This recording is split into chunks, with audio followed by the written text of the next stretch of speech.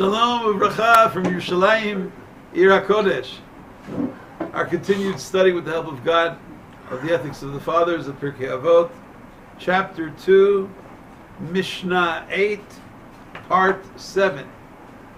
Perek Bet, Mishnah Het, and this is our 7th series of teachings in that Mishnah.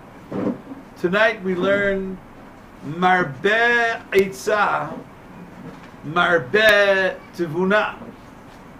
Increasing counsel increases understanding. The more counsel, the higher the level of understanding that we will reach. Sometimes we are so arrogant that we feel that it's below our dignity to ask someone else's opinion. We mistakenly feel that we are already on advanced levels of wisdom and understanding. Why should I consult with him? Why should I discuss this question with her? Why should I lower my esteem? Do you think they really know so much more than I do? And our great Tana teacher, Hillel, the teacher of our Mishnah, says, Marbeh Eitzah, Marbeh Tivuna. If you really want to reach advanced levels of proper decisions, if you really want to reach advanced levels of proper behavior, don't hesitate to seek counsel from others. Consult with others. Marbeh Eitzah. Seek advice. Swallow your pride and realize that there is no reason on earth. I'm sorry? Sharma. I mean, look, there is no person on earth. There is no person on earth who knows everything. There's no such person. He or she does not exist. So by definition, if you have to ask someone, if you have to consult with someone else, what does that mean? It probably means that you're a human being. That's not a terrible crime, right? Nor is it very shameful. So ask. We learn in Proverbs. We learn in Mishlei, chapter 11, verse 14.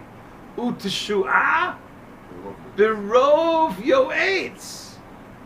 Uteshuah. You're looking for teshuah. You're looking for success. You're looking for salvation. Berov yoetz. With many counselors, there is deliverance.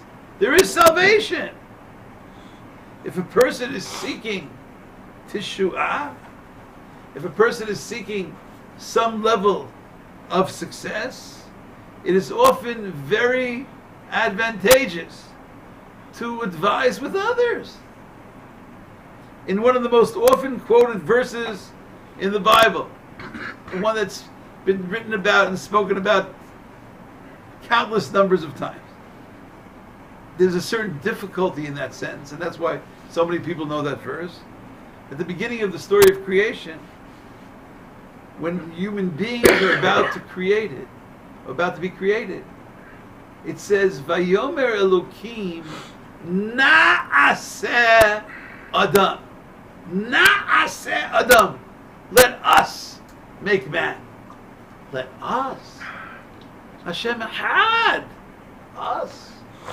Oh, this has been written about many hundreds of thousands of times, if not millions of times. Now there are many responses. We have in the Bible the concept of a royal we. That's a concept that wasn't created necessarily in the monarchy of England. You know, there's a concept of a royal. Even till today, people speak that way. We think, we feel, we are presenting. One person is speaking the name, or this could be a discussion. I think Rabbi Twersky, is that correct? Rabbi Dr. Twersky, I think he published a book called "Let Us Make Man." Is that correct? What is about how the individual himself or herself, perhaps, is also a partner in creation. Is that the idea of the book? There are many interpretations. But what does this mean? Na'aseh Adam, and the Midrash has a fascinating take on this word Na'aseh. I'm quoting a Midrash Rabbi of chapter 8, paragraph 8 of Midrash of Bereshit Rabbi. B'sha'ah shaya Moshe kotev et Torah, when God dictated the Torah to Moses, to Moshe. So he was writing everything God said. He gets to the pasuk of Na'aseh Adam, let us make man. Let us. And Moshe turns to God and says, I don't know exactly how Amar Lefanav. Moshe said to God, Master of the universe, Ribona Olamim, why should you write it in such a way where people who do not, unfortunately, understand the belief system can make mistakes? Why should you write it in a way which can be misinterpreted and mistranslated as if, God forbid, there's more than one God? Right? Adam. Adam. Amar Lefanav, Ribona Olamim, ma ata noten pitchon peh laminim. There are heretics who will use this verse and will speak about many gods. So God responds according to the Midrash, just write Na'aseh Adam. And harotzeh lit'ot yit'eh. And the one who wants to make an error, let them err. Amar lo HaKadosh Baruch Hu, God said to Moshe, Moshe, I'm creating human beings. And there are going to be different levels of human beings. There are going to be people who are on the level of Gedolim and people on the level of Ketanim, more esteemed, lower level. I want to make sure that whenever they make a decision, that they understand that it's not below their dignity to consult even with those people who are not on their level. The same way when I was about to create the world, says God, I so to speak, sought counsel with the angelic forces. Let us make man. Is it? Do you agree? Should we be involved in making man? So forever lemad mi baracha, shehu bara et ha'elyonim v'et ha'tachtonim, kevan sheba livrot et ha'adam nimlach b'malachei hasharet. So to speak, God consults with administering angels. Oh, and forever, hopefully, those people studying the text in a proper way will say, God consults with angels. God has to consult with angels. God created the angels. God knows a trillion times to the trillionth power, beyond infinity, beyond Googleplex, more than an angel. God has to consult with angels. Sheyehei Hagadol. The message is Sheyehei Hagadol Nimlach Bakatan. That even if the person you're consulting with, you feel that, well, in so many areas I'm ahead of them, just talk it over with someone else, and you'll see a major change in your level of accomplishment. Because Marbe Eitzah, Marbe Tevuna, insight from the word Bain, Bet Yud Nun, Bet Vav Nun, and Bet Yud Nun, maybe discernment. Lavdil, Lavin Davar Mitoch Davar, like Bina. That's Bain with a Yud. There are so many situations, maybe millions of times in each person's life, when decisions have to be made. If we are interested in deeper levels of Tvuna understanding, very often the proper form of behavior is to discuss it with someone else, to seek counsel from another individual. In many marriages, may all the marriages be blessed, the one most suitable to be the one who can provide advice, maybe the advice counselor often can be that person's spouse. If the husband would just seek counsel from his wife, if the wife would just seek counsel from her husband, in many situations this would improve their relationship to a level beyond, and it will help in the decision-making process of each one's life. The Talmud often teaches how husbands and wives consulted with each other. Marbe Eitzah. For instance, there's a fascinating story in Tractate Berachot, page 27b, when the position of positions, the highest, the leading position of the spiritual head He was going to be appointed to be the spiritual head of the entire Jewish community. His name was Rabbi Elazar ben Azariah. Rabbi Elazar ben Azariah, a relatively young man who was now being offered the position of the head. The Nasi is going to be in charge of everything. And the sages approached him and they explained to him this offer. Atuv Amrule, they came to him and they said, Nichale lemar dileheve reish metivta. Would you like to be? Do you accept? Would you like to be the head of the entire academy? Would you like to be the Nasi? Would you like to be the president? Would you like to be the head? His answer is striking. Amar lahu, he doesn't answer them. He said, I have to talk it over with my family. Azil, I have to seek advice from my family. Azil v'imlich b'anshei beiti. Azil, excuse me. Azil v'imlich b'anshei beiti. I want to talk it over with my family. Azal v'imlich b'devitu.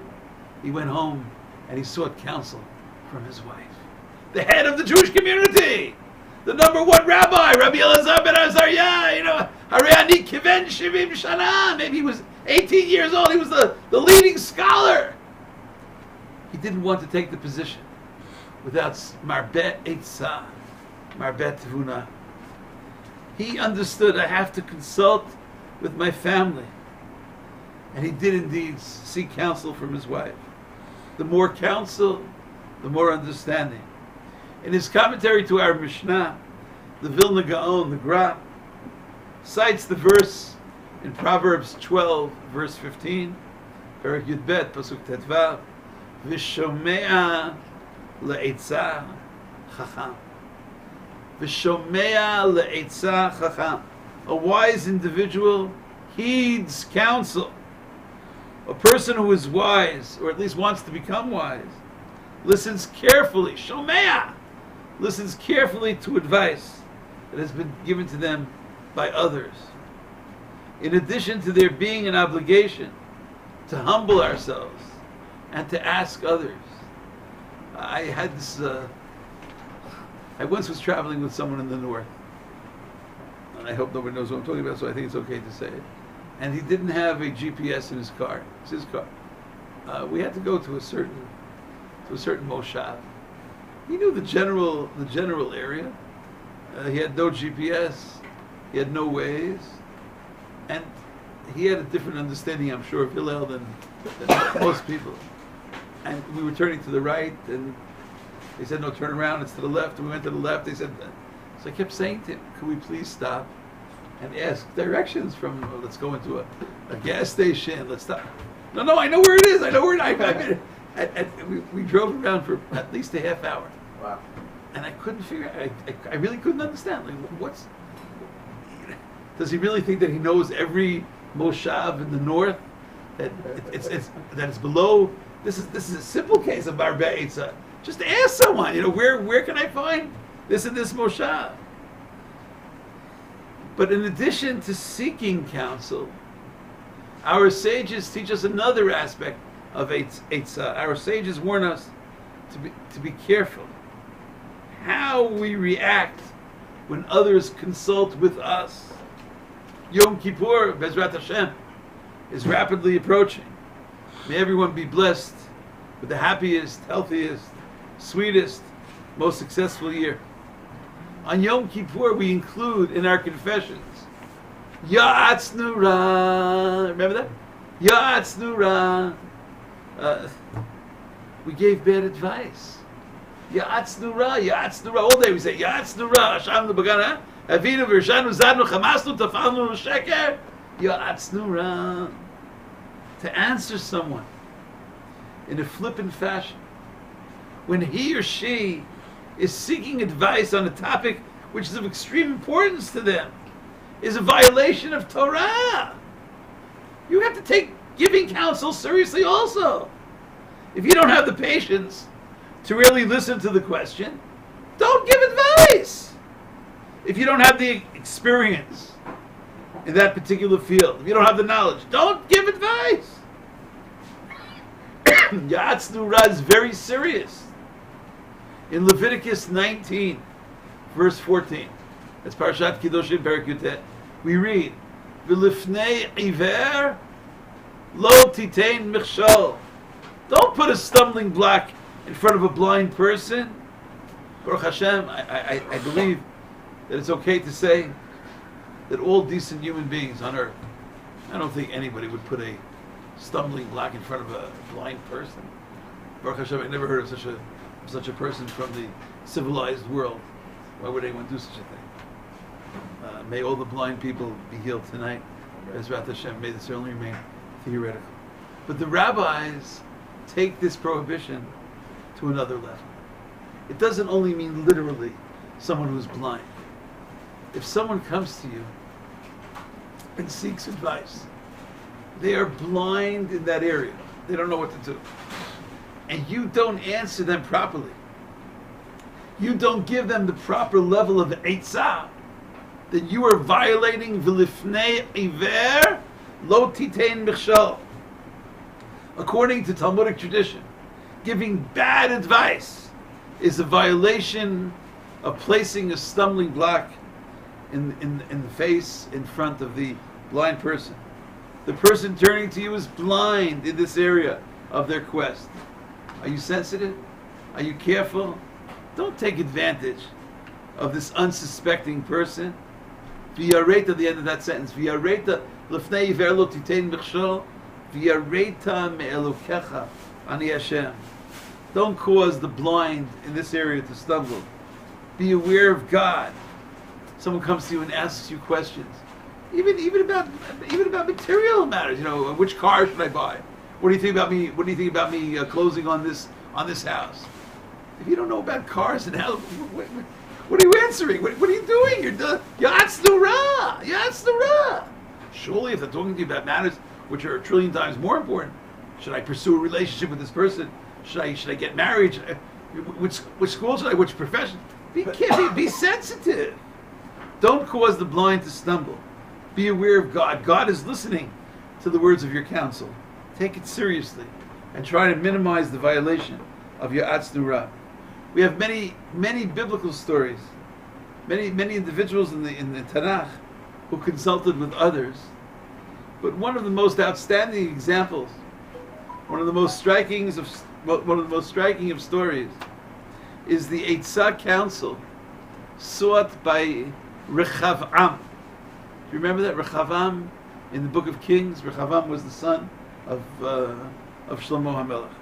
He assumed the role of king of Israel after the departure of his father, his great father, Shlomo HaMelech. When King Solomon left the world, Rechavam was faced with a dilemma. He had to make decisions on how to properly lead the people. It is very worthwhile for anyone trying to understand the concept of Eitzah to carefully study chapter 12 of Kings 1. Melachim Aleph Perek Yud Bet. Therein we read of the methodology employed by Rechavam in seeking advice on different forms of behavior that were open to him in his new role as the monarch. Chapter 12, verse 6. Vayiva'atz HaMelech Rechavam et HaZakenim. He sought counsel from the elders, from the sages. Asher hayu omdim et pnei Shlomo aviv, the ones that worked together with his father Solomon. Echatem no atzim, for the word Eitzah. Echatem no atzim. What do you suggest? How should I lead the people? And they tell him whatever they felt. I don't want to go into the details. Vayazov et atzat hazakenim. Asher yatzo. He leaves that pathway. He forsakes that pathway. And then he goes and consults with the younger people. Vayiva'atz chas v'shalom. This doesn't necessarily mean that younger people, cannot give great advice. The Gemara takes this as a paradigm that sometimes you have to be careful. Some people automatically dismiss what the Zakenim say. But vayiva'atz et hayiladim. Asher Louis told they were young children. That doesn't mean children. He wouldn't consult. It means the younger people. And he ultimately listens to the young. he rejects the counsel of the elders. And again, over in verse 13 of that chapter, it says again, "Vayazov et atzat hazkenim asher yatzahu." So I feel that all students of Kings 1 of Jewish history surely remember the great tragedy that follows. The holy nation of Israel is then divided into two kingdoms. For even after seeking counsel, he didn't listen to the proper counsel. Yes, Marbeh Eitzah, seek counsel, but know and consider whose counsel should be followed. This is one of the most difficult of challenges in trying to pursue the pathway of counsel. May Hashem grant us all the proper levels of Eitzah, as we say each night in the evening prayer, V'takenenu be'eitzah tova milfanecha. God, please grant us the proper advice. Help us seek and find those people who can really advise us properly. May we all find the proper advice in life, and may we all attentively listen to the appropriate advice of Hillel. Marbeh Eitzah, Marbeh Tevunah. Increasing counsel will indeed increase understanding. Thank you so much for listening. Shalom.